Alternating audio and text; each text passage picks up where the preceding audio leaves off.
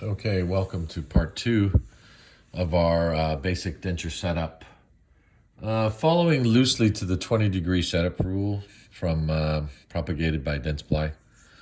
It seems like every dental school has learned the 20-degree denture setup technique, as well as the one I had gone to. And it seems like they focused a lot on that, I guess because of a lot of averages. And basically we're following right along here with the average value setup. I've put the anterior 6 on. My laterals are slightly off the plane. My canines are pretty much upright and laid off slightly with the neck out to give this canines a little bit of a stronger appearance. And now at this point we have a crossroads. Okay. Now most denture setup manuals, at least from Dentsply, would say continue with the upper teeth and set them all up on the occlusal plane.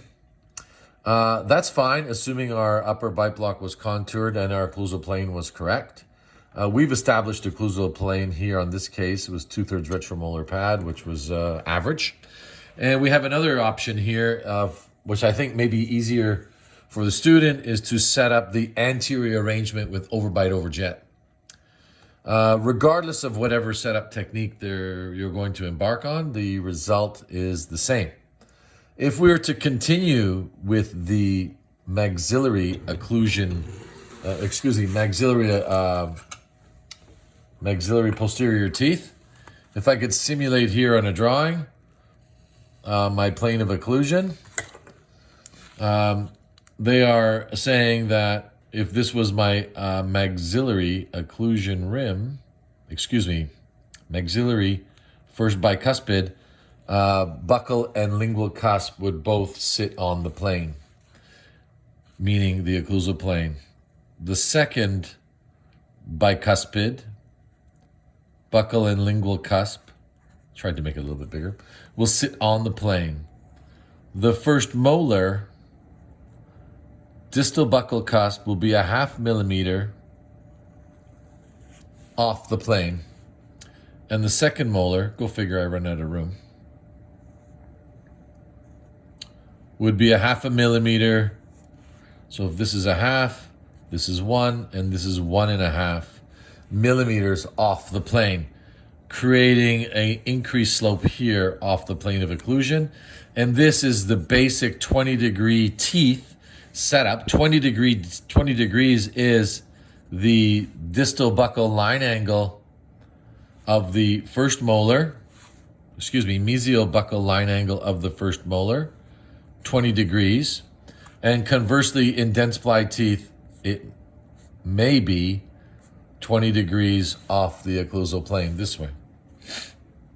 Now, this is what everyone learned at school, and we would go and we would set the upper teeth on this plane and have them on the ridge, guesstimating that the lingual cusp would sit on our red line, which would be our ridge line.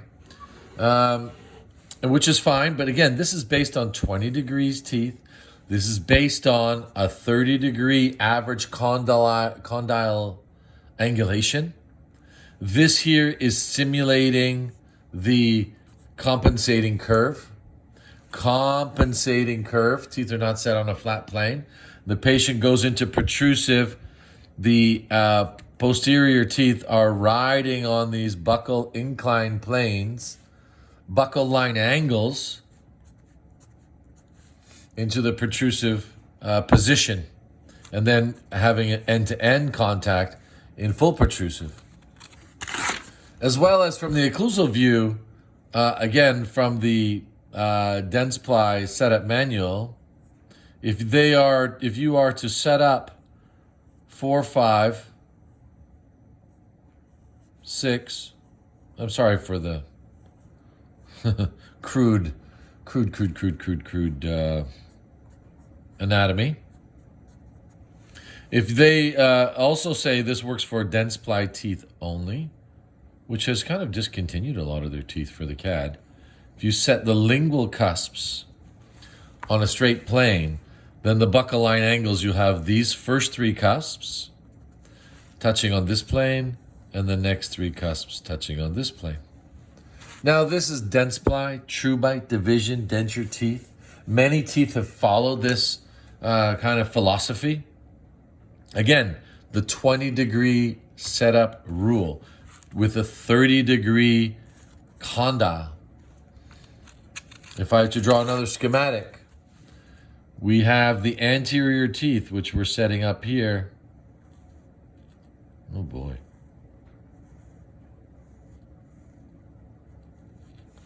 And we are setting it up with an overbite and an overjet of 1 to 2 millimeters, assuming the lower teeth are on the ridge, R for ridge. They're not going to set off too much off the ridge. The upper ridge is probably back here, incisive papilla around here, due to that the maxillary ridge would shrink in and down, where the lower ridge would be just shrink down, or up if you want to say, for the upper.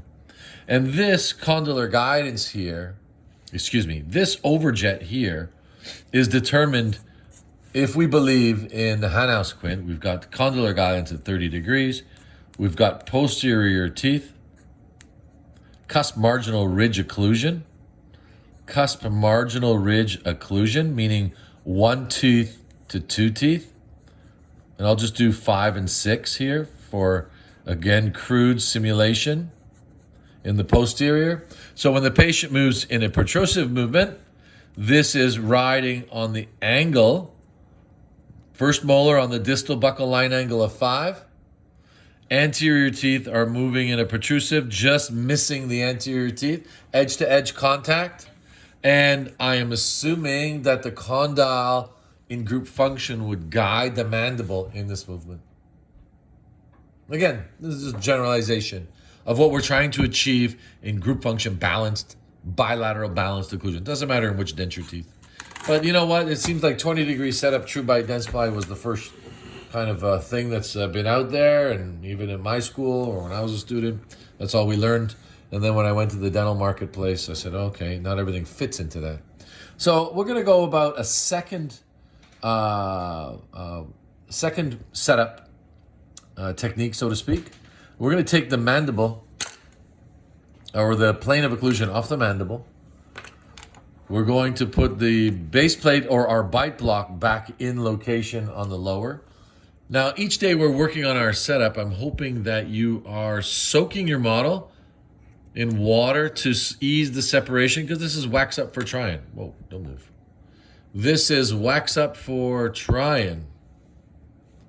And today's goal now is we're just going to concentrate on the overbite-overjet relationship of the anterior 1/6. To review the upper 6, we were an average of 5 millimeters anterior to the incisive papilla. Again, these are just averages, and they're saying the male average is 5 and the female average is 7.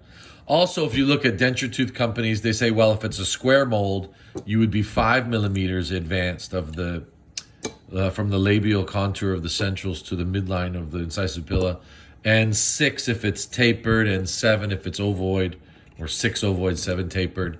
Assuming that a female would have more of a tapered ovoid appearance, so therefore they're further away from the papilla. Again, more generalizations. And while I'm blabbing here, I'm just putting some wax on my lower occlusion rim, because my occlusion rim, I stripped it. And I'm just going to add some wax in the anterior section. And we're going to attempt to set up the anterior 6 teeth here with roughly 1 to 2 millimeters, or let's say 1 to 1.5 millimeters over bite and overjet.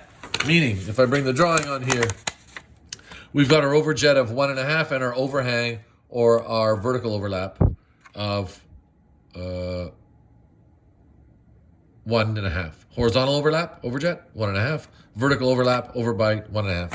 Or 1 to 1.5. I mean, we're talking wax here, 0.5 millimeter. I think we have some freedom in the envelope of function and in the anterior guidance system. Depending on the type of denture teeth we're going to use, do they have a strong incisal edge? Have you done some attrition, some customization of the incisal edge? And again, I'm going to just add some wax here. We've already got our 6 teeth dictating our occlusal plane on the maxilla. We've got 2/3 retromolar pad drawn here on the model, my midlines of the ridge on the lower, where the posterior teeth are going to go. But for today, just anterior 6 teeth. Soften up the wax.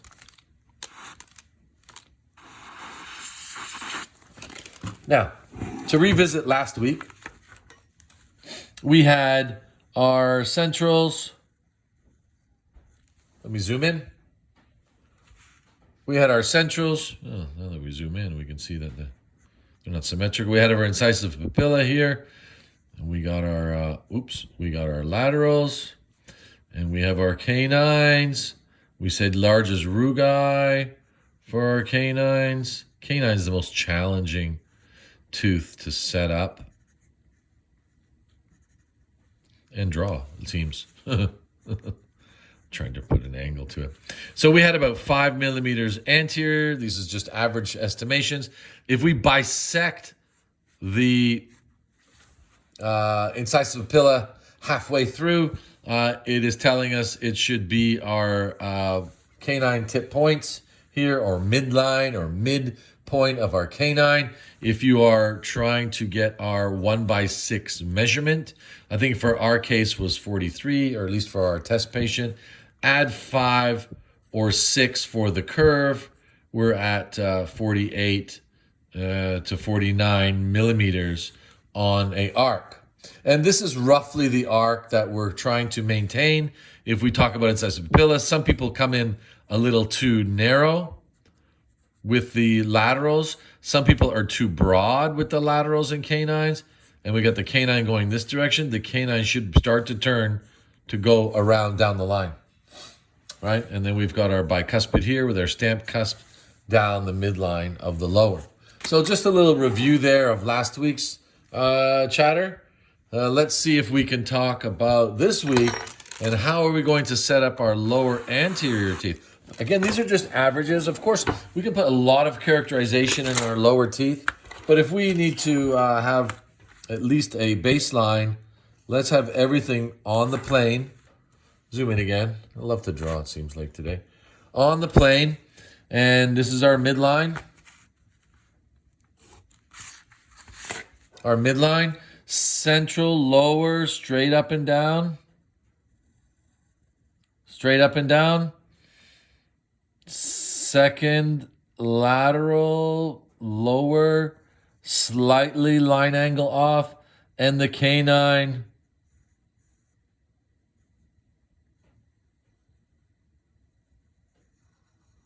slightly. Oh boy, this is a horrible canine. Meaning, straight up and down line angle,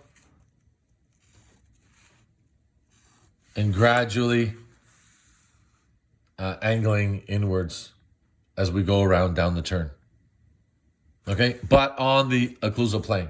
If we want to create some attrition to the canines, I think we will, and I'll show you here in some guided excursions from this case.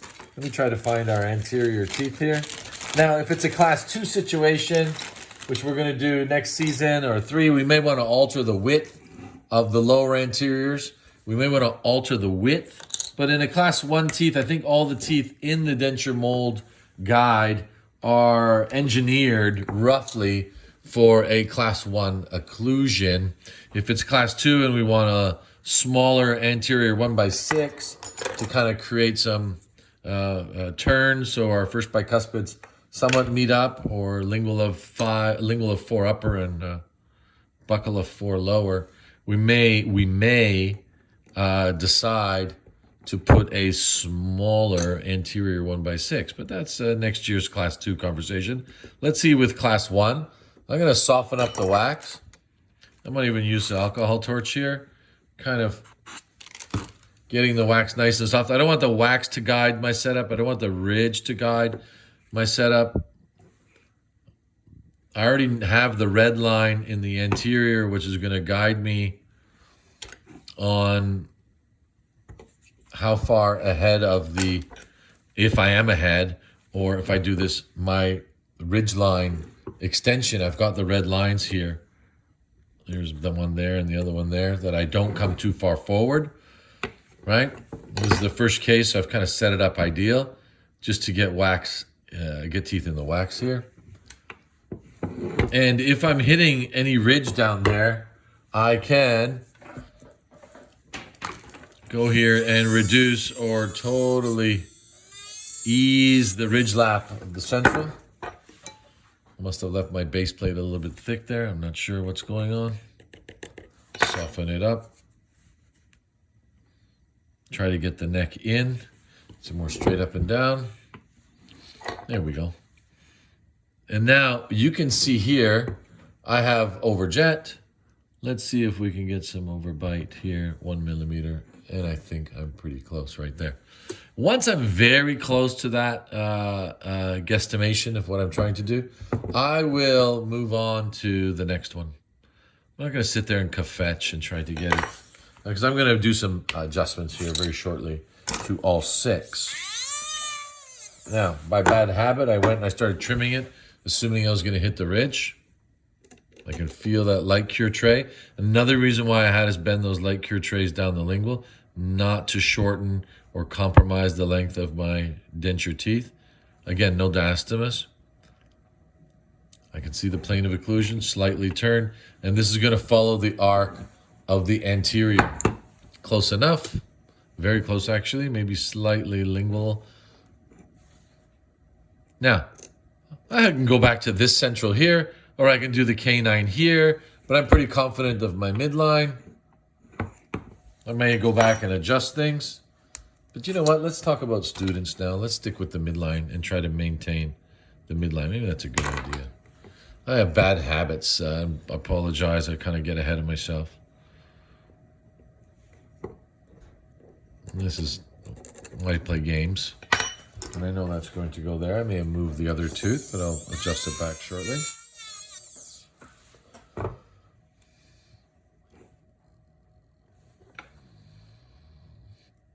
Now, all those schematics of the 20-degree setup, you know, there's if we look at the Dentsply setup guide, they've got, you know, guides for 0 degree, 10 degree, 20, 22, 30, 33, and 40-degree posterior teeth.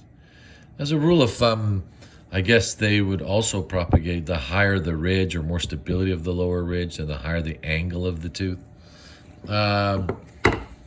Generally for dentures, I don't get past 20, 22, and then customized to 18, 16, 15, 14, even less, to have smooth, protrusive guidance.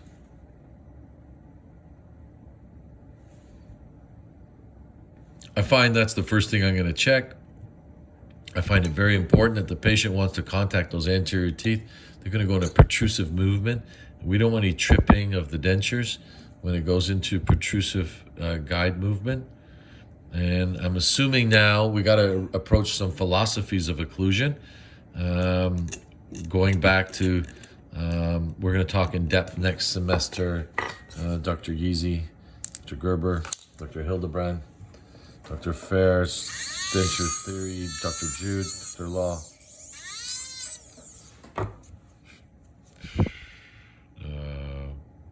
Scheinemaker.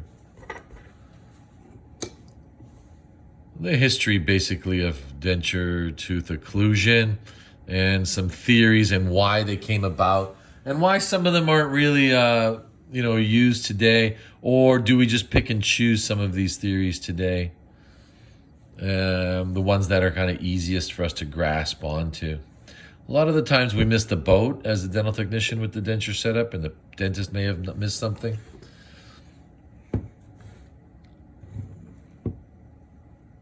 And we just continue to go on and make the same old errors. Let me zoom out a bit. I can get dizzying.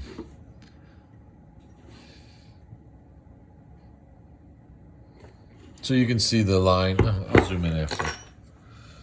The arch form is really following the upper arch form. Now, we really should use the mandible as an arch form for square tapering ovoid, because it doesn't atrophy lingual as much. But I think typically we're always looking at the upper, even though it's a marginalized or percentage-wise smaller arch than it used to be post-extraction. It still maintains, hopefully, the intention of shape. I'm gonna go put the canine on. And you can see the canine I put on here, the angle I've come towards the midline with. everyone has a different extreme about how much they want to lay it off, so to speak, or go on the, lay down that canine. But one thing is for sure is that it can't be weaker than the first bicuspid or the lateral.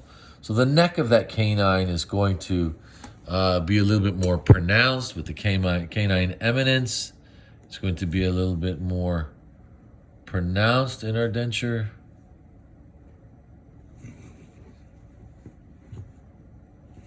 Setup. And we try to, even though the canines in the manufacturers have some asymmetry to them, I'll try to create some asymmetry slightly. It's very difficult to get them exactly the same because of the asymmetry the manufacturers create in them. So, to create small inequities to give it a natural appearance. I find the eye teeth are the key to the setup, maxillary, mandibular. If they're in the wrong position, then we are really challenging ourselves in the aesthetic window to come up with something appropriate or visually appealing. Darwinistically speaking, there's always a segue from the central to the lateral to the canine to the first bicuspid, and the lobes of the teeth, germination of the lingual of the first bicuspid, elevates to the lingual of the second bicuspid, and then mobilizes to the large mesiolingual cusp of the first molar of the upper, or the distal buccal cusp addition of the first molar of the lower. There is this evolution, so to speak, of teeth from anterior to posterior. So I want to look at now the consistency of overjet. Is it the same? Basically, the space of my horizontal overlap. Is it the same? I've got a little bit more space here on the patient's lower right side, or the fourth quadrant. So I'm just going to move there. You can see I'm kind of setting up all 6 at once here.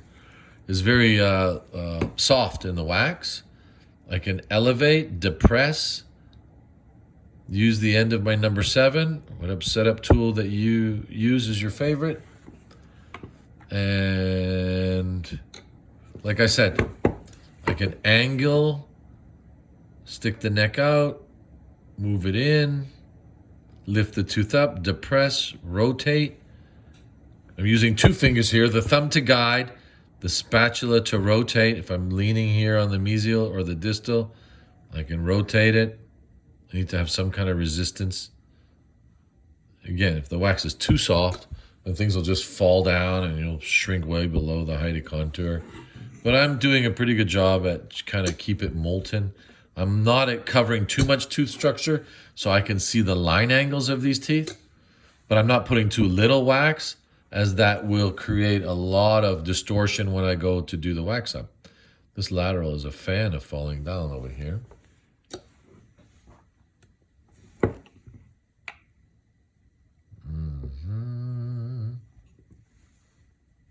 I don't like the horizontal overlap on the fourth quadrant, so I need to elevate these teeth. I'm going to be pretty extreme now and lift them up. I'm so close, but you know what? I'm just going to grab and lift up here. I just didn't like that I had too much daylight there. And now when I go close slowly, you can see the same amount of daylight between the maxillary and anteriors, or freeway space. And when the patient goes to enunciate words, and you always see the dentist or denturist, having the patient practice, their S's or 66 or Mississippis, where the anterior teeth are going to come in contact, and then there is some vertical space between when we make certain vowel sounds. We'll go over some next year that you can lend a hand with your dentist customers. So this is a fixed condylar guidance. I'm not sure what this Hanau mate is, but you can see it has also a fixed articular eminence here in the pencil line. And this kind of articular eminence is a bit of a cheater on the balancing and working, which is fine. It does simulate our head or neck of the condyle up here. The glenoid fossa simulation as the condyle rides down the anterior wall in protrusive movement. So let's talk about this protrusive movement. If I just loosen the condyles and we'll go to a protrusive movement. Let's zoom in. Okay, protrusive movement meaning the condyle or the mandible is moving forward down the anterior wall of the glenoid fossa. So we can go here and move forward. No, perfect, eh? It's not working. There we go, I loosened it. Protrusive movement, gentle protrusive movement, that the teeth just miss in the anterior section. And you see the canines are riding a little bit in the anterior section. How about this side? Protrusive movement, we'll have edge to edge. I know we have no posterior teeth, but we're just using the angle of the glenoid fossa. Perfect. Perfect. Now, some customization of the anterior teeth. Nobody has pointy canine teeth. I generally like to take the tip of the canine off, give it a little bit of wear. I should have done that before I put it on the plane, but I'll adjust accordingly afterwards.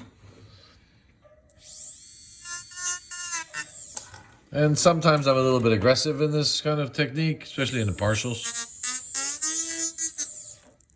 The denture teeth are made for many situations. Young, old, partial dentures, acrylic, flippers, full dentures. So we're going to adapt it to what we need. So now when we go to a, let's say left lateral, again, it's not just protrusive. This magnet in here is driving bananas. I'll try to do slowly. Not just protrusive, but we also go left lateral. And you can see there is no jumping of the pin off the table at all. There's no jumping off the pin here. It's just straight across, right? It's not like banging. It's not banging the canines and coming off the table here. And this is smooth movement here. Oh yeah. And you can see the canine just touching, and the lateral. We'll call this kiss and miss, as they say, from the dense ply. Midlines, hopefully they stay on. And there we have our anterior 6 generalized basic 1 to 1.5 overjet, overbite. You can see a consistent overjet and a consistent overbite, consistent angulation of the canines, consistent arch form. If we want to put our incisive papilla here, expose it. And I talked about going through the midpoint of the canines to get your arch, and there we have it. So I got the right width of teeth. I got them on the right arc in relation to the incisive papilla and in relation to the large rugae. And now our next step, once have this, it has to be correct. If this is incorrect and we move forward, we're just going to come backwards, or we're going to make iatrogenic dentures, ones that are not functionally effective for the patient. So once we have this set, then we can move forward to the posterior teeth. And in this case, for education purposes, I like to start with the lower teeth first. May go against some setup techniques, but I can share with you my denture journey as it started at George Brown in Casa Loma campus. And we had D-Day for Mrs. Jones movies, and it was true bite dense ply 20-degree setup technique with the pin tracing occlusion rim and the aesthetic control base and the face bow, the 2-selector guide, etc. And we used the Hanau articulator, and it had its own mounting lower setup guide where we could put the upper teeth and trace on top of where they go. And then that's kind of fallen by the wayside. We pick and choose. This was called the EPF technique of dentures. Okay? Quickly.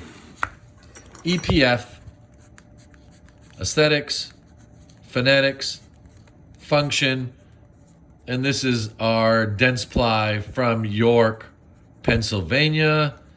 This was founded, we'll talk about next year, or when and how it was founded.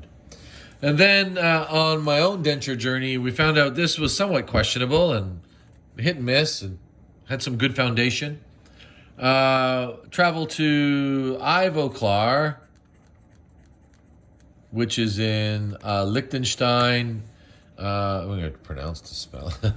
And then they come up with their denture system, bioprosthetic system, BPS dentures. And then after that journey, this had some limitations, or you're always seeking for more, and went to Condylar, which had, I guess, a version of the BPS system, the old Swiss dent technique.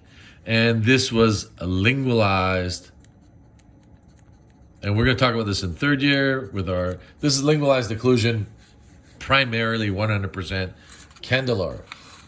Keep moving on. I think Dentsply rebranded their BPS, their EPF as Epic, Aesthetics, Phonetics in Concert, or something like that, I'm guessing. And then that was on the journey, on my road, let's say.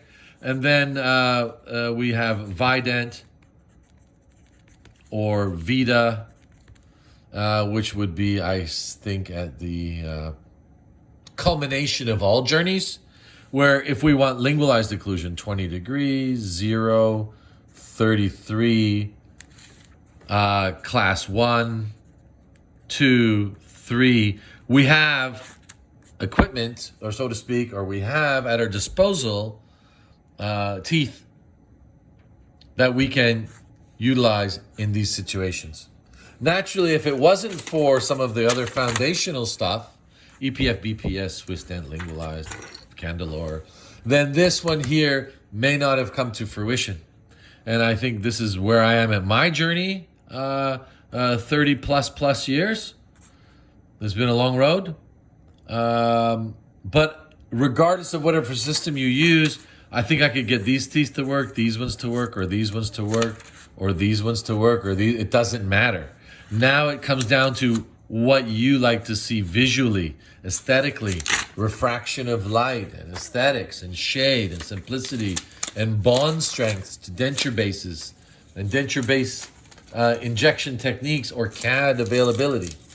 A lot of words there in a row, I apologize. But, I could go on. So I share with you my journey. It doesn't matter upper, lower, upper, first molar on the lower first, or setting up the upper. The results will be the same.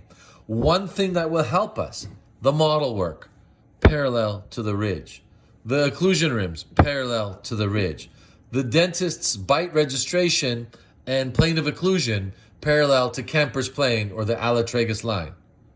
Mounting the models in centric relation at the right vertical and freeway space in the articulator, whether it's with a face bow or average value mounting in Bonwell's triangle, which is 110 millimeters from the midline to each condyle.